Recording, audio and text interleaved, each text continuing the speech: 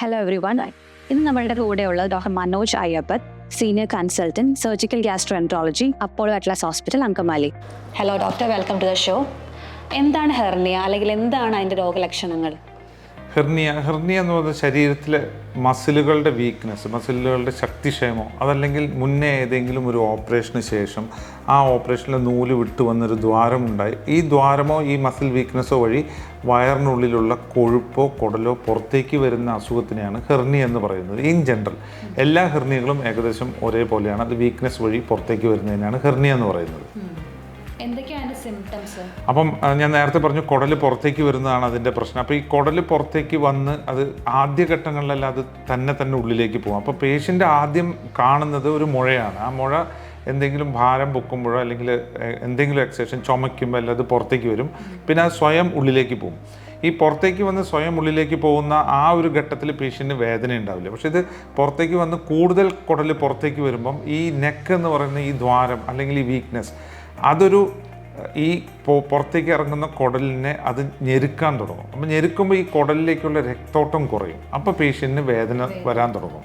അത് ഞെരുക്കം ഒരുപാട് വരുമ്പോൾ ഈ കുടലിലേക്കുള്ള രക്തോട്ടം നഷ്ടപ്പെടുകയും ആ കുടൽ ചിലപ്പോൾ മുറിച്ച് മാറ്റേണ്ട ഒരു ഗതി, അപ്പോൾ അതൊരു എമർജൻസി ആയിട്ട് നമുക്ക് കുടൽ മുറിച്ച് മാറ്റുന്ന റിസെക്ഷൻ പോലത്തെ സർജറി വേണ്ടി വന്നേക്കാം. ചിലപ്പം അത് അങ്ങനെ ഇരുന്ന് ഈ കുടൽ പുറത്തേക്ക് വരുന്നത് ഉള്ളിലേക്ക് പോകാത്തൊരു ഘട്ടം വരും, ഇറഡ്യൂസിബിലിറ്റി. അതും ഒരു പ്രശ്നമാണ്. കാരണം കുടൽ പുറത്ത് കിടക്കുമ്പോൾ വലിയ തട്ടോ മുട്ടോ എന്തെങ്കിലും കിട്ടുകയാണെങ്കിൽ ഈ കുടലിന് ക്ഷതം വരാനുള്ള സാധ്യതകളുണ്ട്. സോ ഇറഡ്യൂസിബിലിറ്റി എന്ന് പറയുന്ന ഈ ഉള്ളിലേക്ക് പോകാത്ത അവസ്ഥ, പിന്നെ അതിലൊക്കെ രക്തോട്ടം നഷ്ടപ്പെടുന്നൊരവസ്ഥ, ഇതെല്ലാം ഒരു ഹെർണിയ, ഒരു കോംപ്ലിക്കേറ്റഡ് ഹെർണിയായിട്ട് നമുക്കത് മാറ്റി പിന്നെ അതിൻ്റെ സർജറികൾ കുറച്ചും കൂടെ പ്രശ്നം പിടിച്ച സർജറിയിലേക്ക് പേഷ്യൻറ്റിനെ എത്തിക്കും. ഓക്കെ ഡോക്ടർ, ഏത് ഏജിലുള്ള ആൾക്കാർക്ക് കൂടുതൽ കാണാൻ പറ്റുക ഇത്? ഹെർണിയ ആർക്കും വരാം. പക്ഷേ സാധാരണമായി കാണുന്ന ഇൻഗോയനൽ ഹെർണിയ അതാണ് ഏറ്റവും കോമൺ ആയിട്ട് കാണുന്നത്, സാധാരണയായി കാണുന്നത്. അത് പുരുഷന്മാരിലാണ്. അത് ഏകദേശം ഒരു 30 അല്ല ഒരു 40 വയസ്സിന് ശേഷം മസിൽ വീക്ക്നെസ് എല്ലാം വരാൻ തുടങ്ങുമ്പോഴാണ് ഈ ഇൻഗോയനൽ ഹെർണിയ, അതായത് ഈ കാലും വയറും ചേർന്ന ആ ഒടിഭാഗത്ത് വരുന്ന ഹെർണിയാണ് ഇൻഗോയനൽ ഹെർണിയ. അതാണ് ഏറ്റവും കോമൺ ഹെർണിയ സാധാരണ കാണുന്നത്. പിന്നെ കുട്ടികളിൽ ഹെർണിയ ഉണ്ടാവാം.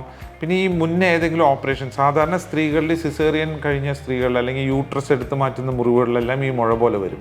അങ്ങനെ ഈ ഇൻസീഷണൽ ഹെർണിയ എന്ന് പറയുന്ന ഹെർണിയ, ഇത് രണ്ടുമാണ് സാധാരണ കോമൺ. പിന്നെ വരുന്ന വളരെ വിരളമായ കുറേ ഹെർണിയകളുണ്ട്. ഇപ്പം ഫിമറൽ ഹെർണിയ, അതെല്ലാം വളരെ സാധാരണ കാണപ്പെടുന്ന ഹെർണിയകളല്ല. ഇത് രണ്ടുമാണ് സാധാരണ കാണുന്ന ഹെർണിയ.